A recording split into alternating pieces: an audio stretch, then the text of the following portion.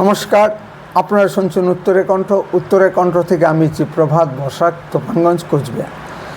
বাংলাদেশের প্রাক্তন ইসকন প্রভু চিন্ময় কৃষ্ণ দাস মহারাজের জামিন হয়েছে ঢাকা হাইকোর্ট থেকে।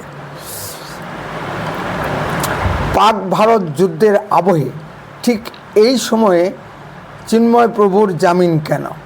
প্রশ্নটি স্বাভাবিকভাবেই উঠছে। বিনা অপরাধে বিনা বিচারে প্রায় 6 মাস ধরে চিন্ময় প্রভুকে বাংলাদেশের ইউনূস সরকার জেলখানায় বন্দি করে রেখেছে। তার জামিনের জন্য কোনো উকিলকে কোর্টে দাঁড়াতে দেয়নি বাংলাদেশের এক শ্রেণী মুসলিম জনতা। নিম্নতর আদালতে তার জামিন নামঞ্জুর হয়েছে বারবার, শেষে উচ্চ আদালতে আপিল করতে হয়েছে। চিন্ময় প্রভুর আইনজীবীরা বলেছেন যে বাংলাদেশের আইন অনুযায়ী মাননীয় চিন্ময় প্রভুর জেল থেকে মুক্তি হতে আরও 3-4 দিন সময় লাগবে। এর মধ্যে বাংলাদেশ সরকার যদি আরও নতুন কোনো কেস দিয়ে দেয় তবে চিন্ময় প্রভুর মুক্তি হবে না। চিন্ময় প্রভুর মুক্তির দাবি শুধু বাংলাদেশের বসবাসরত হিন্দুদের ভিতর থেকেই ওঠেনি। ফরহাদ মাজাহারের মতো বাংলাদেশি মুসলিম বুদ্ধিজীবীরাও সরাসরি ডক্টর মোহাম্মদ ইউনূসের সামনে তুলেছেন। তবুও বাংলাদেশের সরকার চিন্ময় প্রভুর মুক্তির ব্যবস্থা গ্রহণ করেনি। বাংলাদেশে হাসিনা খেদাও আন্দোলনের মাধ্যমে ক্ষমতা দখল করে ডক্টর মোহাম্মদ ইউনূস এই রাজনৈতিক পট পরিবর্তনের প্রথম আক্রমণের শিকার হন বাংলাদেশের হিন্দু সম্প্রদায়। বিগত হাসিনা সরকারের সকল অপকর্মের দায় হিন্দুদের উপর চাপিয়ে দিয়ে হিন্দুদের বাড়িঘর লুটপাট শুরু করে মুসলিমরা। ব্যাপক হারে হিন্দুদের জমিজমা জবরদখল হতে থাকে। ব্যাপক হারে হিন্দু মহিলারা ধর্ষিত হতে থাকে। হিন্দু সমাজের এইরূপ সংকটময় পরিস্থিতিতে মাননীয় চিন্ময় প্রভু হিন্দুদেরকে সংগঠিত করে ব্যাপক জমায়েত করতে থাকে। প্রথমে প্রতিবাদের জমায়েতটি হয় চট্টগ্রামে, দ্বিতীয়টি হয় রংপুরে জমায়েত সেরে ফিরে আসার পথে ঢাকার আন্তর্জাতিক শাহজালাল বিমানবন্দরে মাননীয় চিন্ময় প্রভুকে দেশদ্রোহিতার অপরাধে গ্রেপ্তার করে গোয়েন্দা পুলিশ। বাংলাদেশে বসবাসরত হিন্দুদের জন্য তিনি 8 দফা দাবি ডক্টর মোহাম্মদ ইউনূস সরকারের সামনে পেশ করেন।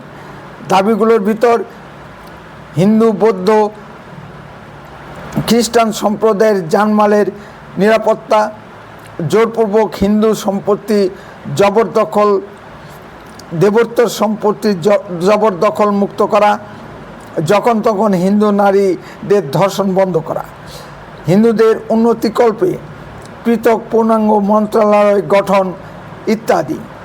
হিন্দু সম্প্রদায়ের এই ধরনের কার্যকলাপ ডক্টর মোহাম্মদ ইউনূস ও তার উপদেষ্টাদের ভালো লাগেনি। আরও একটি গভীর বিষয় হচ্ছে যা আমরা সাধারণ হিন্দুরা জানি না। শ্রী চৈতন্য মহাপ্রভুর বৈষ্ণব আন্দোলনের ফলে বাংলাদেশের হিন্দু সমাজ মুসলিম অগ্রাসন থেকে রক্ষা পেয়েছিল। আমরা সাধারণ হিন্দুরা না জানলেও মুসলিম চিন্তাবিদরা খুব ভালো করেই জানেন। ভারতবর্ষের যেখানেই বৈষ্ণব আন্দোলন সংগঠিত হয়েছে সেখানেই মুসলিম অগ্রাসন রুদ্ধ হয়েছে। বাংলাদেশ সরকারের এই সুমতি কি এমনি এসেছে? সারা বিশ্ব জুড়ে বাংলাদেশ সরকারের সংখ্যালঘু নির্যাতন ধিক্কৃত হয়েছে এবং বাংলাদেশ সরকারের উপর চাপ সৃষ্টি করা হয়েছে।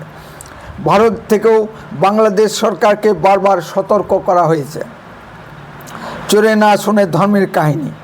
ভারতের সতর্কবার্তা ডক্টর মোহাম্মদ ইউনূস উপেক্ষা করেছেন বারবার। উপরন্তু ডক্টর মোহাম্মদ ইউনূস ভারত আক্রমণের তালে ছিল। এমত অবস্থায় কাশ্মীরের পহেলগাঁও কাণ্ড ঘটে যায়। ভারত পাকিস্তান দ্বন্দ্ব যুদ্ধের পরিস্থিতির দিকে মোড় নিতে থাকে। বাংলাদেশে ভারত বিরোধী কার্যকলাপের জন্য ভারতের একটি চোখ বাংলাদেশের উপরও পড়ে। ভারতের রণসজ্জায় ভীত বাংলাদেশ চিন্ময় প্রভুকে মুক্তি দিতে বাধ্য হয়। তবুও বলবো পাকিস্তানের সঙ্গে সঙ্গে বাংলাদেশকেও একটু সবক শেখানোর দরকার। চট্টগ্রাম বন্দর দখল করে নিয়ে বৃহত্তর ত্রিপুরা গঠন করা হোক। আজাদ কাশ্মীর মতো আমাদের চিকেন নেককে একটুখানি মোটা বানানো হোক। ভবিষ্যতে যাতে আমাদের এ সমস্যাগুলো না থাকে। বাংলাদেশের সঙ্গে আমাদের পশ্চিমবঙ্গের কিছু পার্থক্য আছে কি? মাননীয় মমতা ব্যানার্জির জেহাদি সরকার পশ্চিমবঙ্গে বাংলাদেশের মতোই হিন্দু সম্প্রদায়ের উপর নির্বিচারে নির্যাতন চালাচ্ছেন। মুর্শিদাবাদ তার বাস্তব উদাহরণ। উত্তরের কণ্ঠ সর্বদাই বাস্তব ও সত্য কথা বলে। আরও এই ধরনের ভিডিও পেতে দয়া করে এক্ষুনি চ্যানেলটিকে সাবস্ক্রাইব করুন। যদি ভিডিওটি ভালো লেগে থাকে তাহলে অন্ততপক্ষে 10 জনের মধ্যে ভিডিওটি শেয়ার করুন। উত্তরের কণ্ঠ দেশের কথা বলে, দশের কথা বলে। আপনারা চোখ রাখুন উত্তরের কণ্ঠের পর্দায়। আপনার অঞ্চলে ঘটা কোনো ঘটনার ভিডিও সরাসরি এই হোয়াটসঅ্যাপ নাম্বারে পাঠান, আমরা তা গুরুত্ব বুঝে প্রচার করব। বন্দে মাতরম, ভারত মাতা কি জয়। আজ এই পর্যন্তই। খুবই শীঘ্রই ফিরে আসছি নতুন কোনো ভিডিও নিয়ে। ভালো থাকুন, সুস্থ থাকুন।